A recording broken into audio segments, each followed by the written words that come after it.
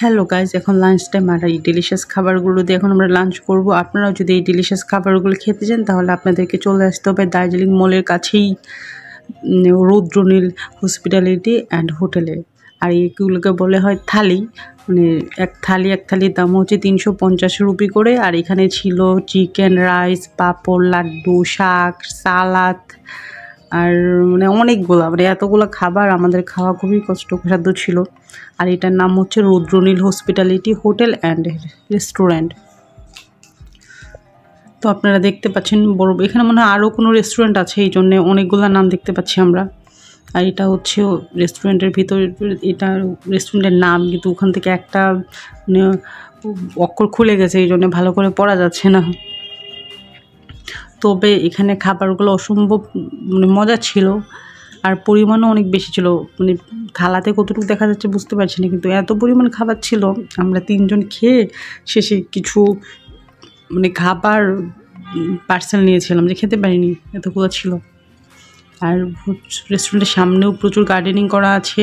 আর এই পাশে কাঠের একটা কাজ করা, খুব সুন্দর। এটার ফাঁক দিয়ে আবার রেস্টুরেন্টটা দেখা যায়, একটু দেখাই আপনাদেরকে। আর ওদের তো ওই যেহেতু বুদ্ধিস্ট সবাই, এই জন্য বুদ্ধদের এরকম মূর্তি থাকে ছোটো ছোটো, বা শোপিস যাই বলেন। তবে এইটার ডেকোরেশনটা অসম্ভব সুন্দর ছিল। এটা হচ্ছে রিসেপশন, এটা হোটেল অ্যান্ড রেস্টুরেন্ট যেহেতু, এটা হচ্ছে রিসেপশন। আর রিসেপশনের পাশেই হচ্ছে ওদের ডাইনিং। তো এই যে দেখুন, ডাইনিংটা অনেক বড়। এটা হচ্ছে সিঁড়ি, এটা দিয়ে উপরে উঠতে হয়। আর ডাইনিংটাও বিশাল বড়। ডাইনিংটাতে আমরা খাবার অর্ডার করব এখন। এর আগেই আমি একটু দেখাচ্ছি আপনাদেরকে, এই যে ওয়েটার আসছে। তো আমরা খাবারটা অর্ডার করেছি, তো খাবারটা আসতে একটু টাইম লাগবে। এই সুযোগে আমি আর একটু ভিডিও করতে থাকি। অনেক বড় রেস্টুরেন্টটা, ছোট ছোট করে দেখাচ্ছি এই জন্যে, মানে অল্প অল্প জায়গা করে, কিন্তু অনেক বড়।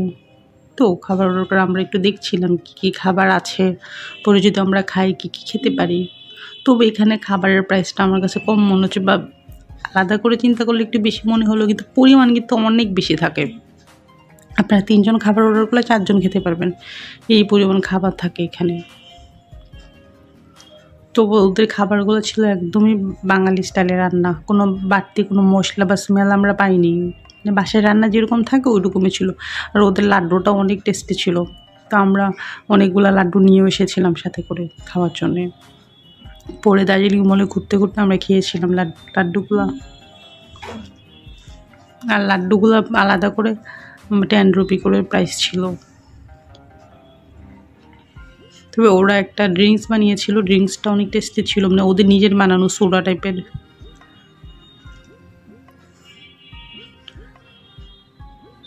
তো ওদেরকে দেখানো হলো কী কী খাবার আমরা নিব।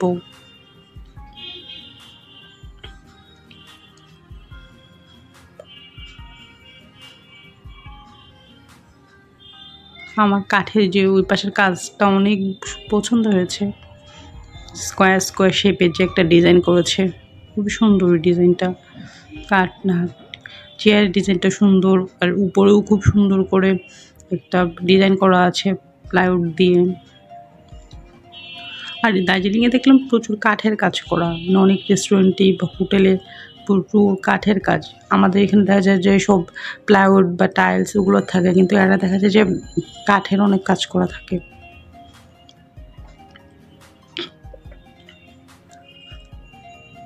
তো এখন আমাদের খাবার দিয়ে যাবে।